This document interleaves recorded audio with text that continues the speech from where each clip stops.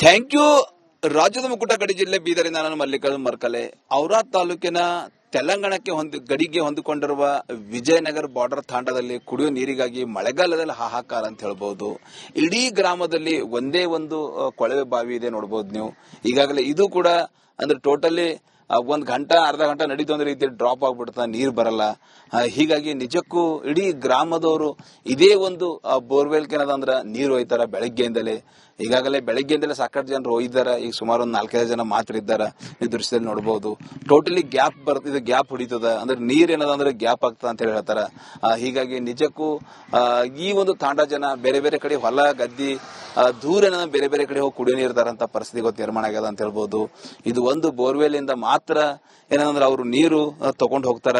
ಹೀಗಾಗಿ ಕುಡಿಯುವ ನೀರಿಗಾಗಿ ಹಾಹಾಕಾರ ಏನಂದ್ರ ಈ ಒಂದು ಗ್ರಾಮದಲ್ಲಿ ಸೃಷ್ಟಿ ಆಗ್ಯದ ಅಂತ ಹೇಳ್ಬಹುದು. ಇಲ್ಲಿ ಗ್ರಾಮಸ್ಥರೇ ಇದ್ದಾರ. ಏಸವ್ರಿ ಊರಾಗ ಬೋರ್ಗಳು ಒಂದೇ ವರಿ ಸರ್. ಎಷ್ಟ್ ಗಂಟೆ ಬರ್ತಾವ ನೀರು ಒಂದ್ಸರಿ ಚಾಲೂ ಮಾಡ್ರ?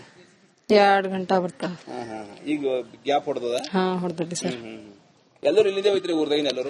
ಇಲ್ಲ ಏನ್ ಲೈನ್ ಹಚ್ಚ ಹೋಯ್ತ್ರಿ? ಹಂಗ ಮುಂಜಾನೆ ಎಟ್ಟರದು ಹೋಯ್ತ್ರಿ ಚಾಲೂ ಮಾಡ್ತೀರಿ ನೀರು ಎಲ್ಲ? ಮುಂಜಾನೆ 5 ಹಿಡಿದು. ये सब पूरा बोर कितना ಬೋರ್ ಏಸವ ಕನ್ನಡ ಬರಲ್ಲ ಅವ್ರಿಗೆ. ಸೊ ನೋಡಬಹುದು ನೀವು ಈಗಾಗಲೇ ಇದು ಏನಂದ್ರೆ ಈಗಾಗಲೇ ಗಡಿ ತಾಂಡ ಅಂತ ಹೇಳ್ಬಹುದು. ಇಲ್ಲಿ ಸಾಕಷ್ಟು ನೀರಿಗಾಗಿ ಸಮಸ್ಯೆ ಅದ. ಇಲ್ಲೊಬ್ರು ಇದ್ದಾರ. ಏಸವ ಊರಾಗ ಬೋರ್ಗಳು ಒಂದೇ. ಇಲ್ಲಿಂದ ಹೋಯ್ತಿರಿ ನೀರೆಲ್ಲರೂ? ನಡೀತದ ಒಳಗೆ ಗ್ಯಾಪ್ ಐತಿರಿ? ಗ್ಯಾಪ್ ಐತಿ. ಎಷ್ಟು ಗಂಟೆ ನಡೀತು ಒಂದ್ಸರಿ ಚಾಲೂ ಮಾಡ್ರಿ? 2-3 ಗಂಟೆ.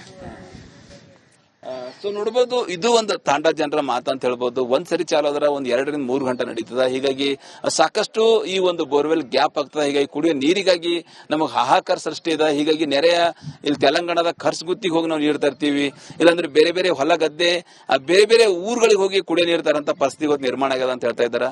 ಹೀಗಾಗಿ ಸಂಬಂಧಪಟ್ಟಂತ ಅಧಿಕಾರಿಗಳಿರ್ಬಹುದು, ಸಂಬಂಧಪಟ್ಟಂತ ಅಧಿಕಾರಿಗಳು ನಮಗೆ ಕುಡಿಯೋ ನೀರು ಕುಡಿಸಬೇಕು ಅಂತ ಹೇಳಿ ಈ ಒಂದು ಗ್ರಾಮಸ್ಥರು ಒತ್ತಾಯ ಆಗ್ಯದ ಅಂತ ಹೇಳ್ಬಹುದು. ಈಗಲಾದ್ರೂ ಸಂಬಂಧಪಟ್ಟರಿತ ಚಿತ್ತ ಹರಿಸ್ತಾರ. ಇದಿಷ್ಟು ಗಡಿ ಜಿಲ್ಲೆ ಬೀದರ್ನ ಕುಡಿಯುವ ನೀರಿನ ಸುದ್ದಿ ಅಂತ ಹೇಳ್ಬಹುದು. ಮುಂದಿನ ಸುದ್ದಿ ನಮ್ಮ ಸಹೋದ್ಯೋಗಿ ಕೊಡ್ತಾರೆ. ಹೊರಟು